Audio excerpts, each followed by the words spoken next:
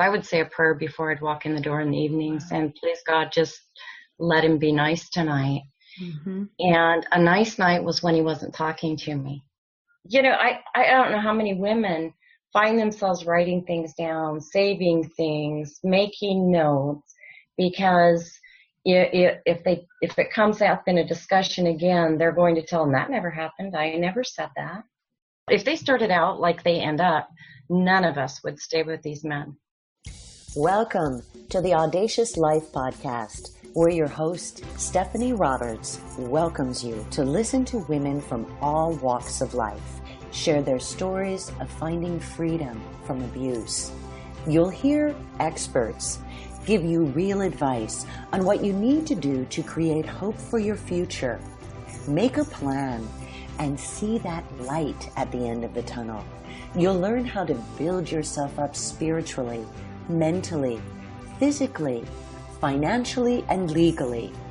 1 in 4 women have experienced some form of abuse, and 80% of women who leave abusive relationships go back. It's time to change that statistic and give you the audacious life you've always wanted. A life of freedom, peace, and true joy. Put on your headphones and get ready to be inspired. Welcome to the Audacious Life podcast. I'm your host, Stephanie Roberts. Today we have a special guest. We have Chance Thomas. She is discussing her 10-year relationship with her ex-boyfriend, who is a sociopath. And you have to hang in there a little bit with this one, because I did ask her to be a little bit careful. I never want to trigger anyone with these interviews. And so she was holding back a little bit, maybe a little bit too much. And I would say probably the first half of the interview is like that. Toward the end, there's a little bit more about really what her life was like with this man. So the beginning's maybe a little bit watered down. You get a sense of what she's saying. When she says he got upset with her, it's a little bit more than upset. I think it's more like a rage.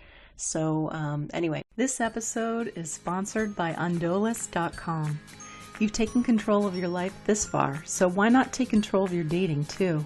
The choice is yours. Check out Audacious.com. Audacious.com has leveraged the power of the feminine collective. That's right, the sisterhood. There are lots of other women out there like you, and they don't want to date a creepy guy or stalker type. And they don't want you to end up with one either.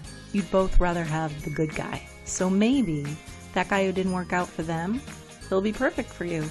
And maybe your dud date is their diamond.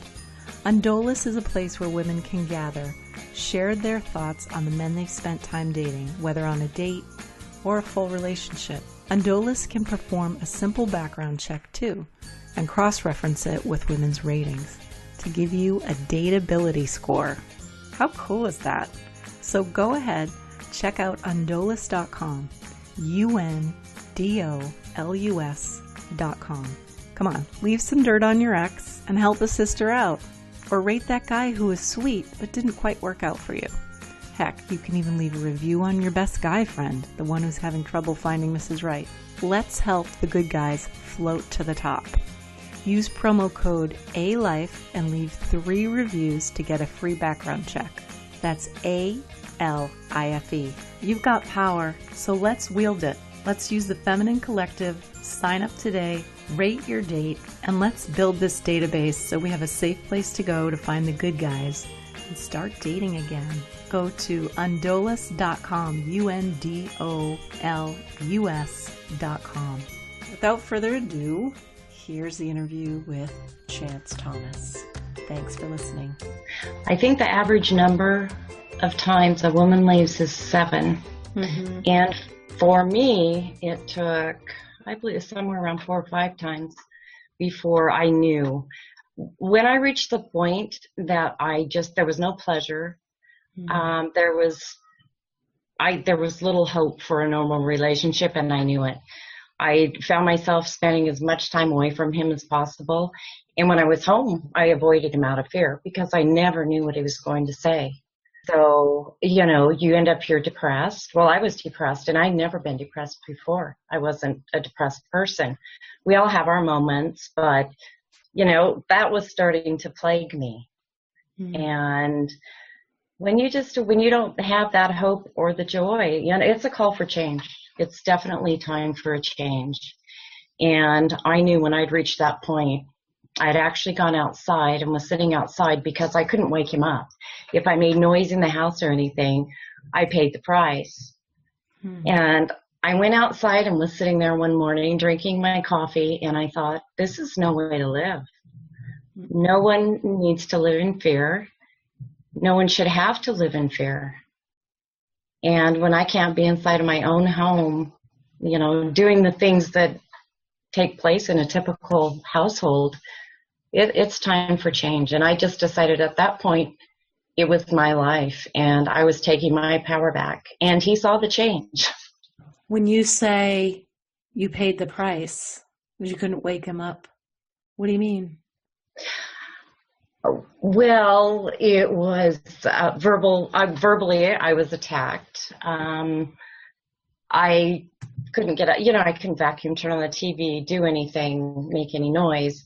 And so I just had to be quiet. And if I weren't quiet, then he got mad at me if I woke him up because he slept on the couch. Basically every night he didn't sleep in a bedroom, and the living room is in the middle of the house. So that limited me. And so you mentioned that you left a few times before. Can you talk a little bit about that? Sure. Actually, he lived with me the majority of the time because I owned my homes. And so he was in my household. But things would just reach a point that I just couldn't take it anymore. And, I was brainwashed. Of course, it doesn't start out. If they started out like they end up, none of us would stay with these men. We just wouldn't. Can you imagine going out on a date and some man yelling at you, telling you, oh, that's not true, or you don't like that? Heck, we'd look at them and tell them they're crazy and probably walk out. Right. So, we're just, basically, I look at it like I was brainwashed. And it was very slow and it was very subtle. But as far as leaving, he was very antagonistic. And he would go through his cycles. And I call them his cycles of 4. The final cycle, I just couldn't take anymore. And I was out of town. My father was very sick. And he was doing things and lying to me.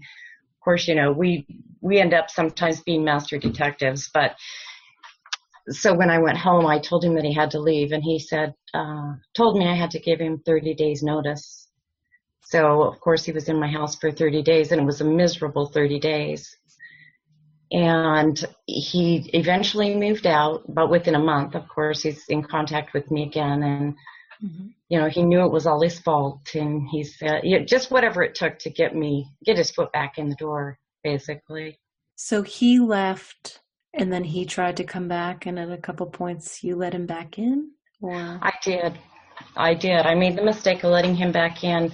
And, I'm an optimist, and I always think, oh, people don't mean, when they say mean things, oh, they can't possibly mean that. And I really didn't realize just that there are people out there that can definitely trick you. They can trick your mind. And, he would laugh. He would do things and he would laugh. So he had definitely had a sadistic side also, which I don't believe is typical of strictly verbal abuse.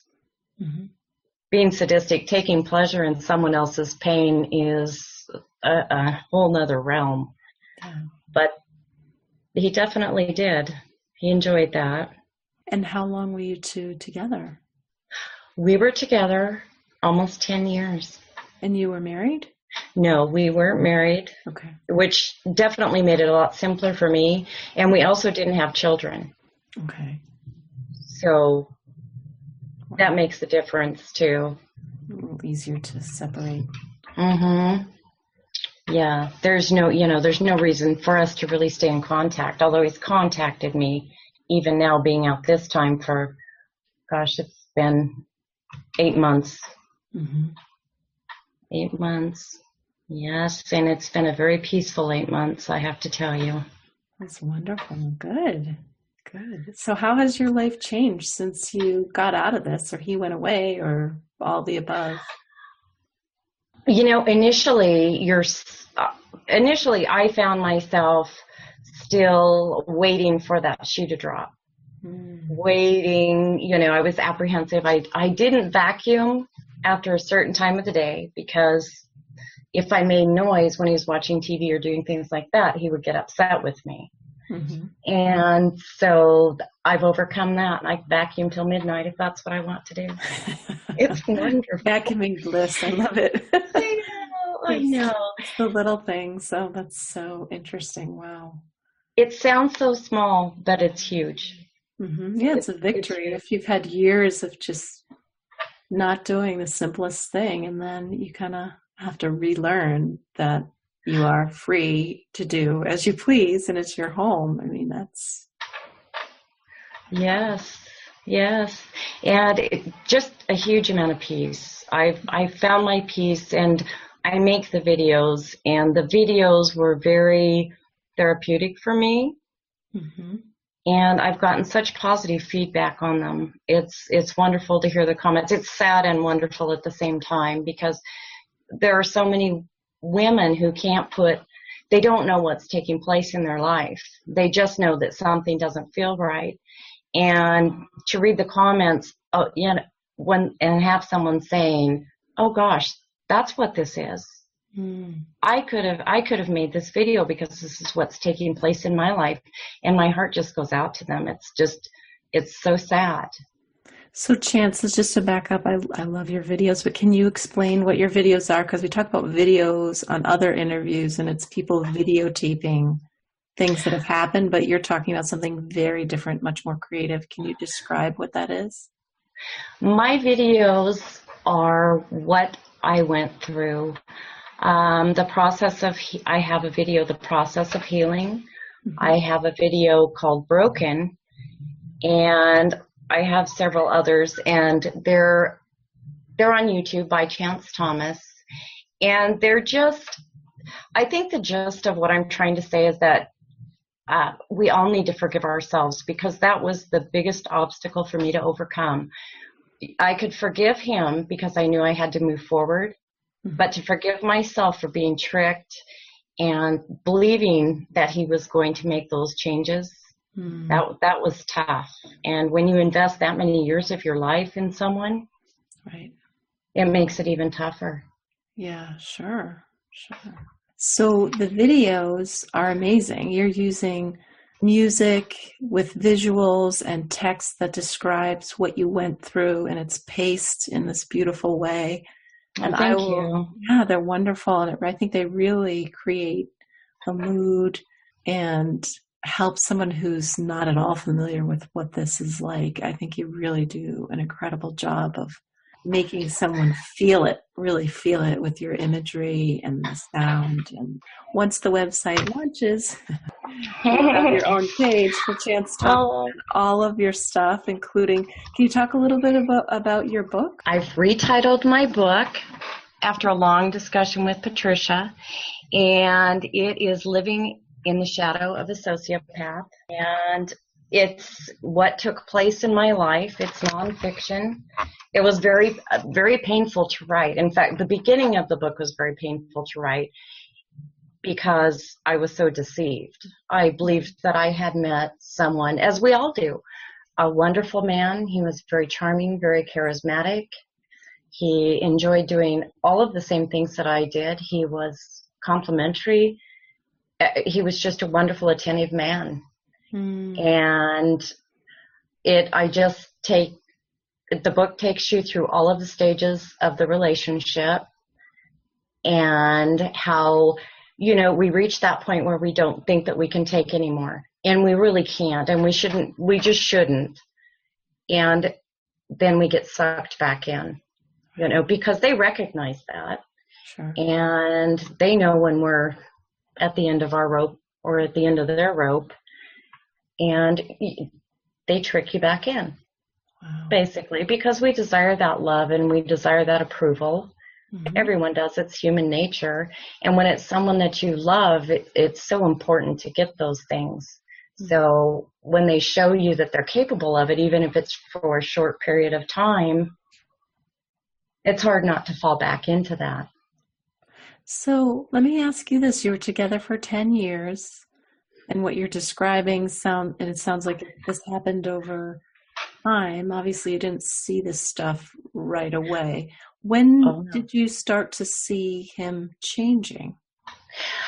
There were little things. Even in the beginning, he probably within the first few months, he was asking me questions that I just really wasn't comfortable answering. Mm-hmm. And he would, when he sensed that I was taken aback, he would, just move on to something else and put me at ease again. And he also, I would say within the first 6 months, there were huge signs, huge flags that I just didn't see. And because I wasn't familiar with what was taking place. And after reading Patricia's book, The Verbally Abusive Relationship, that answered every question I ever had. Wow. So what were those flags, if you don't mind sharing? Well, he defined me a lot. He also told me, you think you're perfect, that you don't do anything wrong. Mm-hmm. That definitely caught me off guard. Right. I was told what I was a lot, how I felt a lot. When it was me, I'm thinking, and I found myself thinking, gosh, isn't this me? Mm. How can he, I didn't, and it did eventually reach a point where I didn't even need to use my own mind because he had all the answers, or he thought he did. He really didn't, because I knew what I felt, I knew what I thought. And he also had started telling me that I didn't like to do things that I did enjoy doing. Wow. And I found myself arguing the point, no, I do like to do that. And, that's just crazy. Wow. That we should, or that I was in a position of having to defend myself about something that was my truth. Is that the main thing that you would say was like the piece that put it all together for you in terms of reading Patricia's work and seeing, yes, this is exactly what's going on? Or were there other things that you found in her books that also clicked with your experience? The verbally abusive relationship definitely put it in perspective. Now, her other book, Controlling People, I haven't picked it back up. It's been a while since I've read it, and I haven't picked it back up because I'm writing my own book and I don't want to plagiarize anyone. So I've been very cautious. I haven't even picked up The Verbally Abusive Relationship. Sure. That makes quite sense. a while. But yeah, her books just give, they're so simple to read. Mm-hmm. And it just clicks as you read them. Oh gosh, I remember this. I remember that. Right. And he does this. And yes, that's right. That's not right. Mm-hmm. Quite validating, it sounds like. Very validating. Yes. Yes. And my book is much different than her writing. Her writing is, it's wonderful, and it shows you everything that takes place. My book it walks you through what takes place. Mm-hmm. And from the very beginning, and to the switches, because that's what they do. They switch. And suddenly you find yourself looking in the eyes of someone that you don't even know. Wow. Well, that's where I found myself. I probably shouldn't make that a blanket statement. I don't know how that is for everyone, but that's how it was for me. Yeah, and that's something that Patricia describes in her books, if people haven't read her books yet, but that she does talk about that being one of the very common themes, where things will be humming along just fine, and then there's just one day. Mm-hmm. There's a trigger event where they feel more secure, whether it's you've moved in together, you just got married, you just bought life insurance and signed on the dotted line or just had a baby, whatever. They just are completely different. Right, right.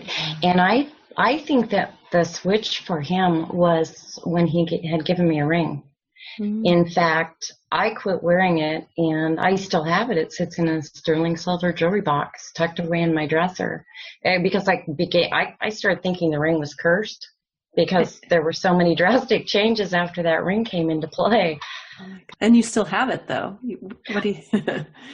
I do. Why do you have a cursed ring in your drawer? I know. Well, I'd forgotten all about it, and I ran across it not too long ago, and I thought, gosh, I really need to get rid of this. If there was someone I didn't like, I'd give it to him, but I like everyone. I'll be burning sage in my house and cleansing it. You could take a picture of it in that box. That would be a nice cover for one of the cover shots for your book. Yeah, definitely would. But, I think back, you're asking such great questions, and I think back to what he did, and I think I'm starting to block some of it out, probably. He definitely, if he did decide to come to bed, I really didn't get any peace, especially at the end. He would just start picking at me. I'd be almost asleep, and he would say something mean, and so I wasn't getting any downtime at all. Yeah, that seems to be a trend where they don't want their partners to sleep. They do a lot of different things to kind of keep you sleep deprived and kind of anxious and not thinking clearly. That's pretty common, unfortunately. So if you're not able to nap and you're not able to relax when you're sleeping, then you think it's just you. You're not alone if you're listening to I mean, I think that is quite common. That's just a terrible thing too. It's not like the whole relationship is so toxic, and I know that I was so caught up in, I'll just call it the vortex, because he had me going in so many different directions with so many different complaints and, demands, and I couldn't get a clear perspective on our relationship, so I couldn't step outside the box and look at what was really taking place. And I believe that that's a big part of what kept me in the relationship. Wow. So he kept you so agitated and kind of focused on the insular relationship, you couldn't ever step away and get that perspective. Right. Yeah. Yep. Right. And the last 4 months, I was just in such a state of anxiety all of the time. It was fight or flight. And that's how my life was. And a lot of women out there might recognize that in their relationship too. Home, when you come home, that's where your peace should be. And if you're walking in the door, like I would say a prayer before I'd walk in the door in the evenings, and please God, just let him be nice tonight. And a nice night was when he wasn't talking to me. Wow. And that was I learned to enjoy the silent treatment because that was my downtime. That's peace. Yeah, absolutely. Wow. Yeah. And nowhere in a normal relationship does that belong. I agree. So were you able to get out and be with friends and be around family and other people, or were you isolated by him in some way? It was, that's tough, and I've given that a lot of thought. He made me feel guilty. He'd always tell me, no, do what you want. Of course, I was working 6 days a week too for a long time, so I only had that one day to be at home and do things, and I was working a lot of hours. So, but then if I did choose to go and do something, then it was, oh, you're really leaving me? You're going to leave me? I can't believe you're going to leave me. And it was kind of done in a playful manner, but it left me feeling guilty nonetheless. I understand that. Yeah. Wow. Yeah.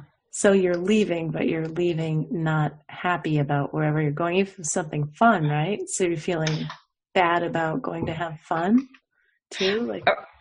Right. Yes. Wow. And if it didn't revolve around him, I guess it just, no one else was, or I wasn't supposed to have fun. But Right. not without isn't that him. weird? Stay home and let me make fun of you. Yeah. Bring you down. That sounds like a blast. Yeah. Let me make your life hell, and you should love being here. Yeah. Wow. Why would you want to go anywhere? Yeah. This is heaven. Oh my goodness. Yeah. Wow.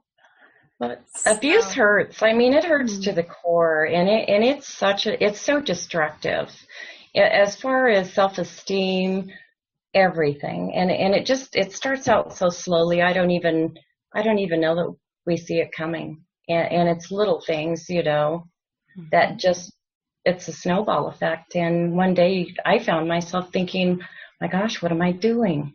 I'm just not happy. There's no happiness here at all. And probably there are a lot of women out there who feel the same way because they don't know when the other shoe's going to drop. They may be having a good day for a while.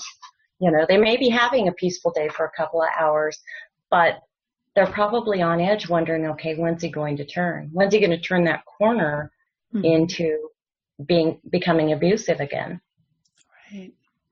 And I think when you're in a situation like that, where it's like that daily, weekly, monthly, through the year, you look at other people who have lives where they can go home and relax or be silly or kind of do whatever they want. And I don't know if you did this, but you're thinking, gosh, they have no idea how lucky they are, because you're stepping into this very fragile existence where you're afraid to step on a landmine and you're just constantly on edge and, praying as you step over the threshold, I guess. Right. Yeah. And that's true. And here's this person who claims to love you, feeding you all this propaganda, and just, it's just so overwhelming. It really is. And gosh, my heart just goes out to anyone who's still in that situation. And they really need to reach out to someone. Hopefully they at least have someone that they can talk to. And, you need that validation, like you said, and you need a sounding board. And for the most part, you need to get out. Yeah. I think if you can't talk to anyone, I mean, obviously finding somebody you can trust, but if you can find, even online, if you can go to Patricia's site, which is verbalabuse.com, and join those forums. There's so many people who are you okay over there, Chance? Oh, I am. I'm listening to you. No, I just could hear your paper shuffling. I'm sorry. No, it's okay. I can edit that out. But I think that's a great place to just get the validation, and it's almost shocking to see the consistency in the stories of, what women are going through. It's just so many different types of women across the country, maybe even the world, are in there experiencing the exact same things. It's just surreal when you step in there. It's shocking. Yes, and they're wonderful women who are on the board, and no one judges, no one attacks. Everyone they're just wonderful. That's all I can say. They've helped me tremendously. There's just such an incredible group of empathic, warm-hearted, supportive, cheerful, and they're cheerful in spite of their situations, because most of them are still going through it, or they've come out the other side and they're trying to heal and get through what happens on the other side, all of that stuff. Right. They really are an amazing group of women, so I can't say enough about that forum as a form of support. But it's no substitute for having somebody to actually talk to. So finding a local group, domestic violence group, a hotline, a friend, something, right, is always a good starting point. Yes. Did you tell someone, or was there somebody who recognized it? What did you do? some people saw some things that were going on. And I had a neighbor who saw, he was very, very stealthy as far as his mistreatment or his abuse. So most people didn't have a clue, but I did have a neighbor who did see some things, and she was wonderful. But it's so difficult to describe to someone what's taking place. Right. Some of the mistreatment is very, very difficult. And manipulation for me is a hard thing to explain anyway. But it was, so she was wonderful, and I have a great family. I'm very, very fortunate. And each time I took him back, I know that they were thinking in the back of their minds, please don't do it. Yeah. But I did it, and they didn't judge me, not to my face. I don't think.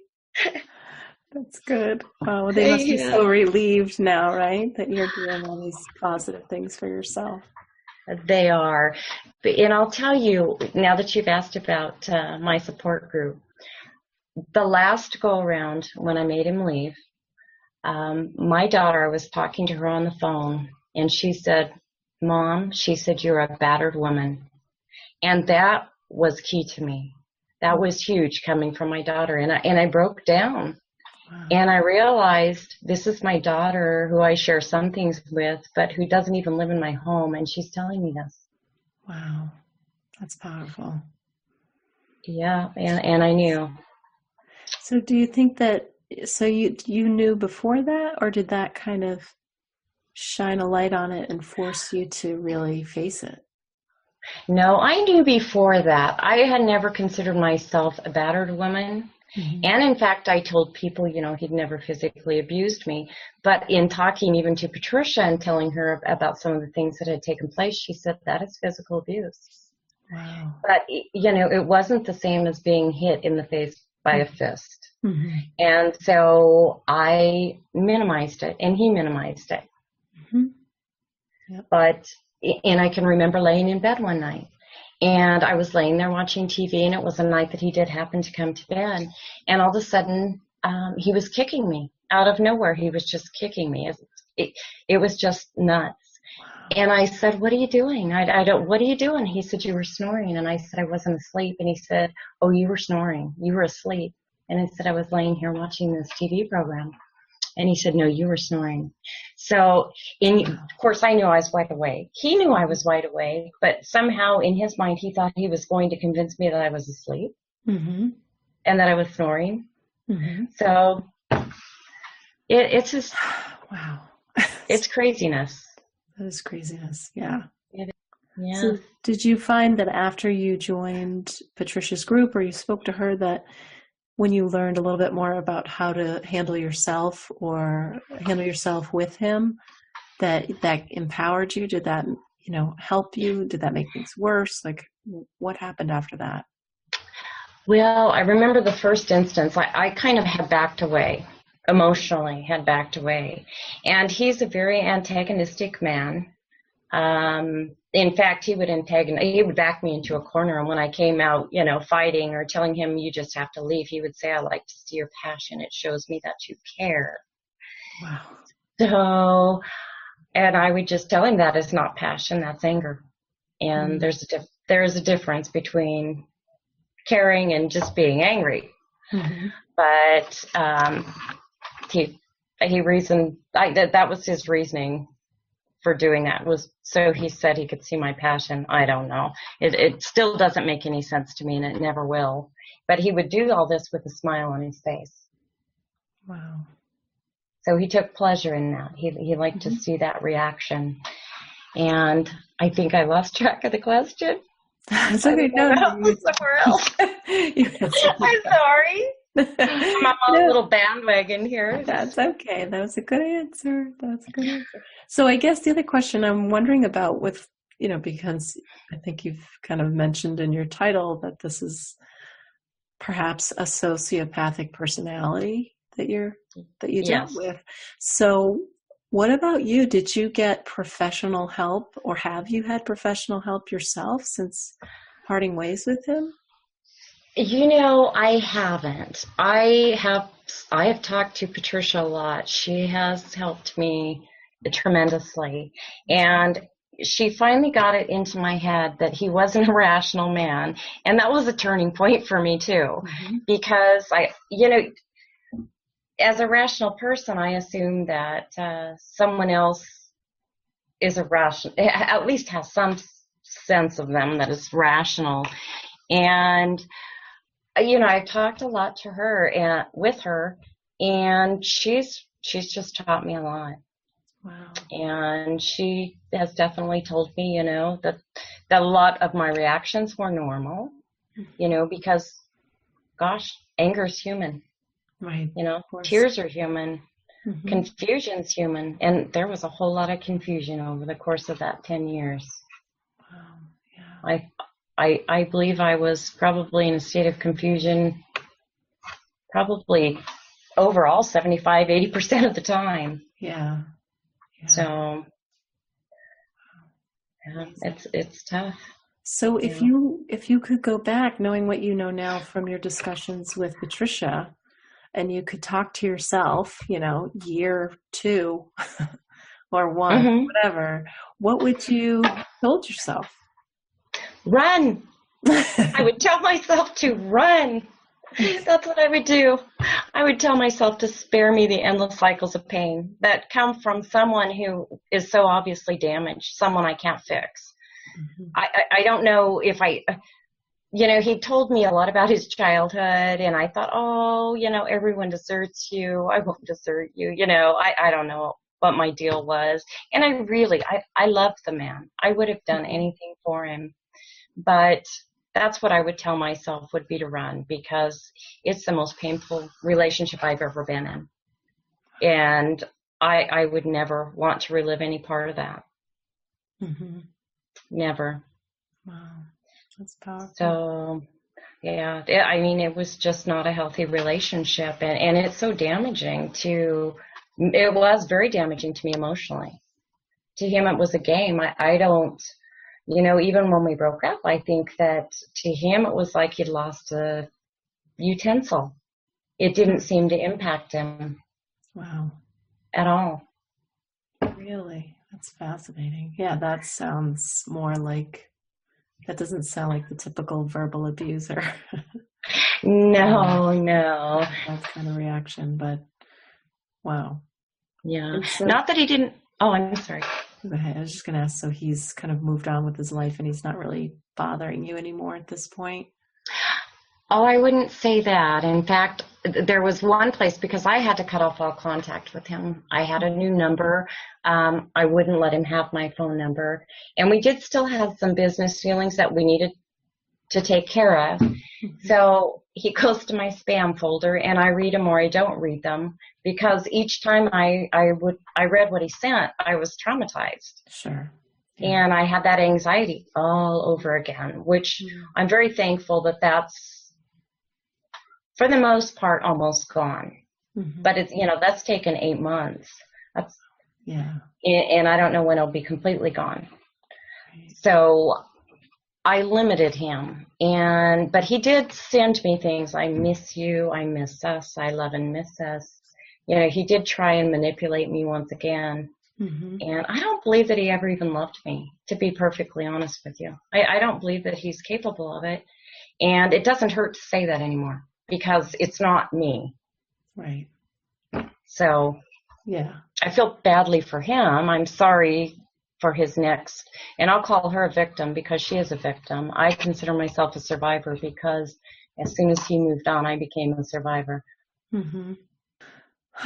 So he has somebody else ensnared already? Is that what you're saying? Yes. He actually, he relocated, and within 2 months he was married. What? And I had told him, I said, you better marry the next one quickly, because if you don't, she will figure you out. And that's what he did. I don't know if it had anything to do with what I said or not. Wow. But yeah, but I know that she's probably a wonderful woman. I've heard good things, and I feel very badly for her. I can't warn her, because of course she's not going to believe me, but I wish her all the best. And I actually wrote a letter. In fact, my book starts out with my letter to her. Wow. So wait a minute. You guys have been apart 8 months. Yes. And he married her 2 months ago. So how long did he know this person?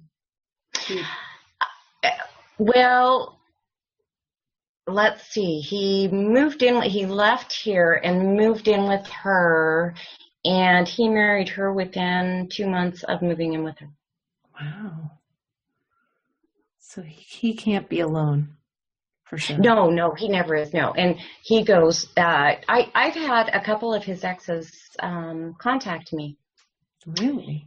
And yes, this is all in the book, and it's been quite fascinating. I mean, that was my huge validation. Was at one point when we had broken up, I really thought I was crazy. I felt like I was going crazy. Mm-hmm. And I had all of her information, and I thought, gosh, should I call her? Because he told me she was crazy. He told me all of his exes were crazy. So can I reach out to this woman, and will she validate me or help me? And that sounds somewhat selfish, and I don't, but I did. I called her, mm-hmm. and I left a voicemail, and she called me right back, and we were on the phone for hours. Wow.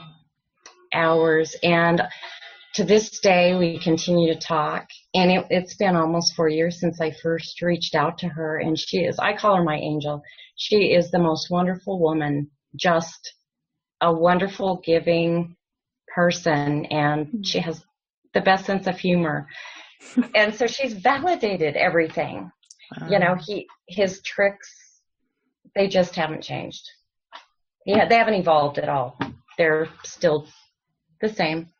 Wow. Well, at least he has good taste. It sounds like he picks really quality women. Well, thank you.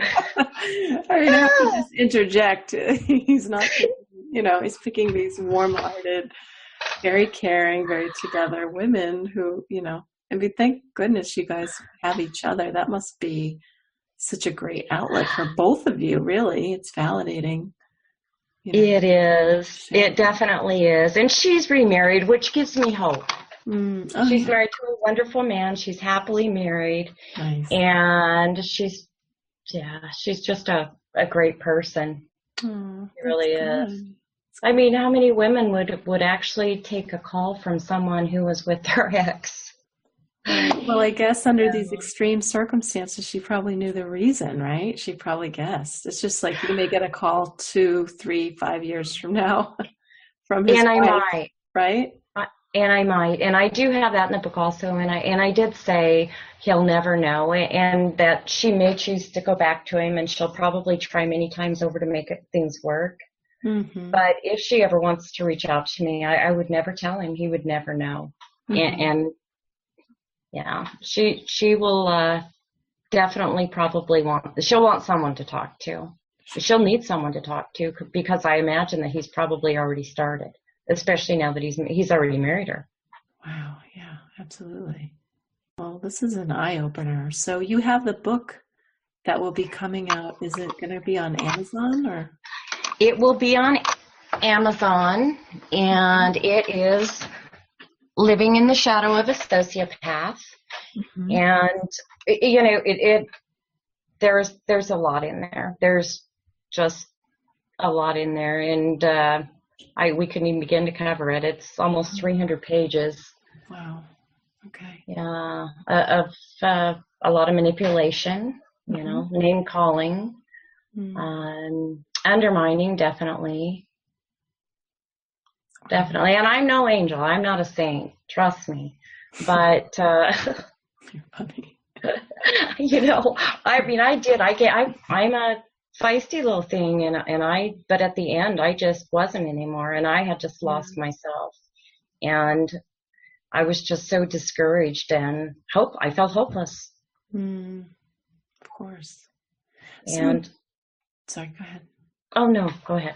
I'm just going to ask you about that, saying, you were feisty and then at the end you weren't. So do you feel like you're regaining your sense of self, or you feel like you're not quite there? Oh, I definitely do. Every day, a piece of who I used to be comes back to me. And it's wonderful.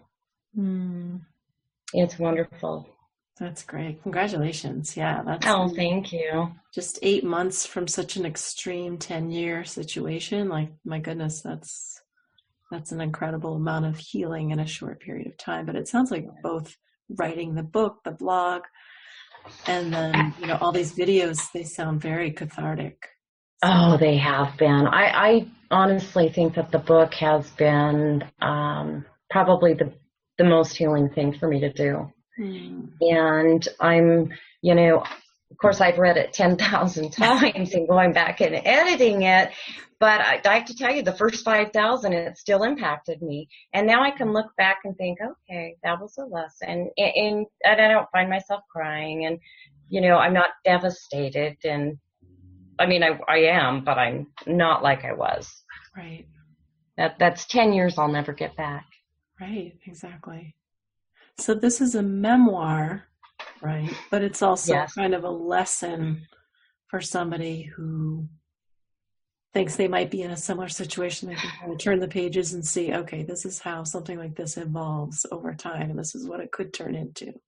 Oh, yes. And I have someone editing it right now, and she told me, I don't want to put it down. She says, it's a lesson. You can just see everything that takes place, and women can read this book and they can see, if they're possibly in a relationship like you were, or this is a warning if they ever are in a position of thinking about going into a relationship or staying in one, or because you just don't know. I wasn't at all armed. I didn't have the education I needed, and in order to deal with someone like him, or I would have ran, because there were huge flags, and I do have a chapter on the flags that were in front of me, and I just chose not to see them. Sure. Yeah. Or minimize them. Right. Well, you always think that things can get better, because they tend to go after optimists and people who are very empathic and understanding. So, see, I believe that too, and I think that I am a very loyal person, and I'll bet that the majority of these women that are in relationships like this probably are very loyal, and they use that. Exactly. I believe that that's a tool. I agree. I definitely see the women that I've already spoken to, interviewed, the women I've met, through real life and then on the boards. It's just amazing how, some of the qualities they have are just so warm, kind, empathic, loyal, caring, supportive, like every optimistic. All these things, and it's like, wow, these women so don't deserve this at all. No one deserves that. Nobody does, but they are intelligent women, exactly, that are fooled, and clinging to that hope. Oh, he'll change. Please let him change like me. Please, thinking that I could change him. So I did what any loyal and faithful woman would do. I set out to help him. Right. And look where that got you, right? You cannot help them. That's a choice they have to make. But, I was in a little different situation in that I don't believe that he is simply, and I don't mean to minimize just verbally abusive, because that's huge. That is painful, and it is a huge thing. But I do believe that he is a sociopath based on things that I've read, and because he did like to inflict pain, and he could smile in the wake of it, and he did. He would laugh. Wow. He thought it was funny, and I don't think that most people do that. That's not. Yeah. Yeah, I think you're right, and I think so. The other personality types that are associated with verbal abuse, if nobody's familiar with this and you're listening, are the narcissist, people who have borderline personality disorder. And the two can seem somewhat similar, but they're not. But that's definitely something to Google. Yes. If you're interested in looking up those qualities. Yes.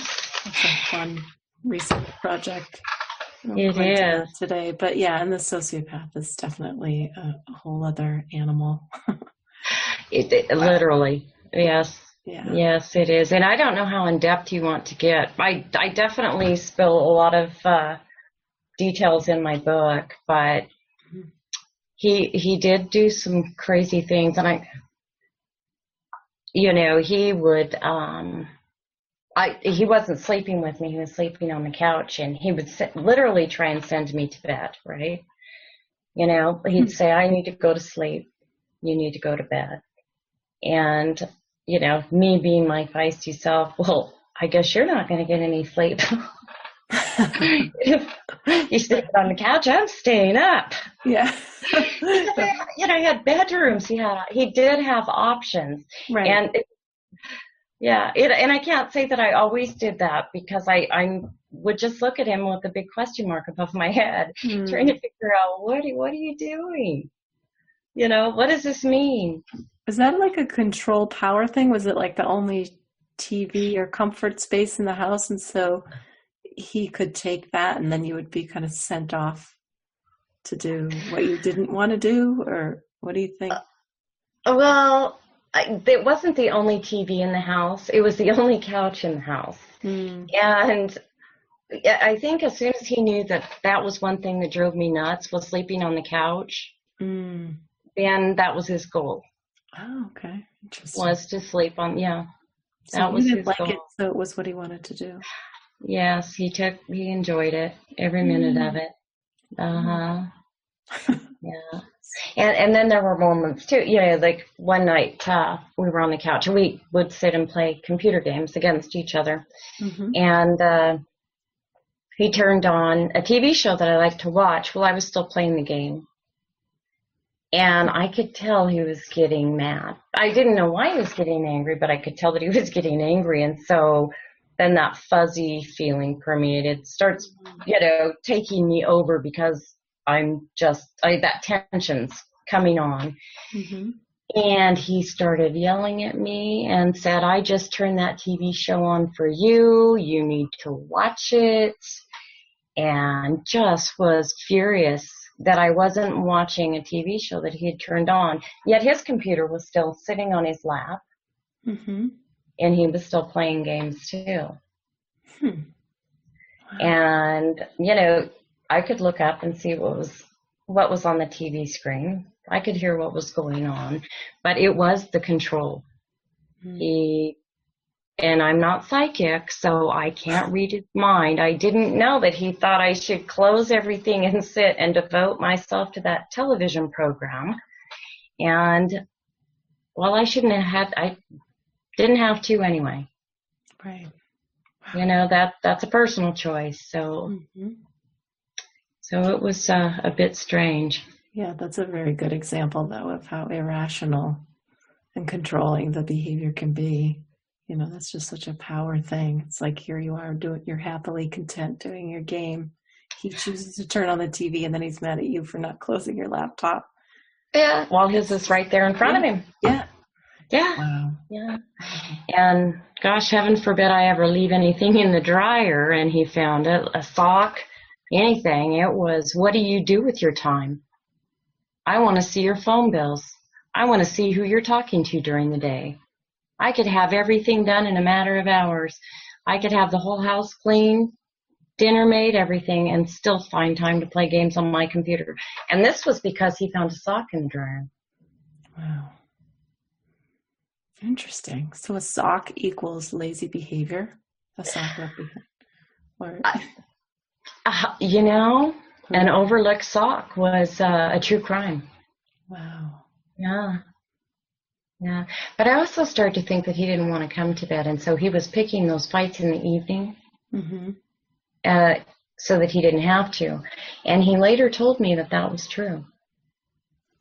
But that was after I started keeping calendars, because I ran across those calendars about a month ago, and I just laughed. I thought, why was I doing this? And I realized I did it because I would say, you don't sleep in the bed anymore. And he would say, I do too. I do too. I sleep in bed all the time when I'm home. And by having the calendars, I showed them to him at one time, and he got furious. And then the next time I showed them to him, of course, he just laughed at me. Mm-hmm. But, I don't know how many women find themselves writing things down, saving things, making notes, because if it comes up in a discussion again, they're going to tell them, that never happened. I never said that. Wow. And it's crazy making, and it does make you feel crazy. Mm-hmm. The denial. I didn't say that. Mm-hmm. I never promised that. What are you talking about? Yeah. Yeah. Wow. Yeah. Did he put things in writing? Would he email things to you, or did he keep everything kind of verbal then because of that? Well, as soon as he found out that I saved all of the messages, I have over 4,000 Facebook messages. Wow. I have kept every phone with every text message. I have saved all of his emails for years.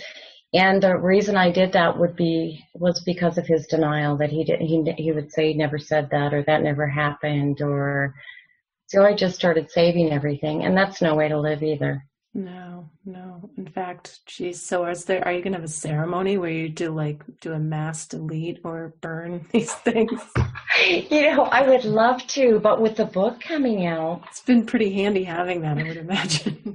Yes. With the book coming out, I just scrolled back through all those. It took a long time to go back through all those Facebook messages, but yeah, it was interesting reading. It really was. I was a little more objective and not as emotional. So you can see how far you've come too, if you're not getting the same reaction. Oh, right. Mm-hmm. That's huge. Good. Congratulations. Oh, thank you. Thank you. That's amazing. You sound great. Thank you very much. It's been a long road, and I know I'm not 100%, but I'm getting there. Absolutely. It's great. I'm really excited to see your book. So when do you think it will be out? I am hoping it will be out by, I'm going to say, the end of May. Mm-hmm. And I'm dependent on a lot of other people. It's taken, that will be almost a year. Mm-hmm. So, yeah, it's my life. Yeah, in 300 pages for the last 10 years. That's fantastic. So is that an ebook, or is that a book for print, or both, or what? You can order the paper. You'll be able to order the paperback, online on Amazon, and it's by Chance.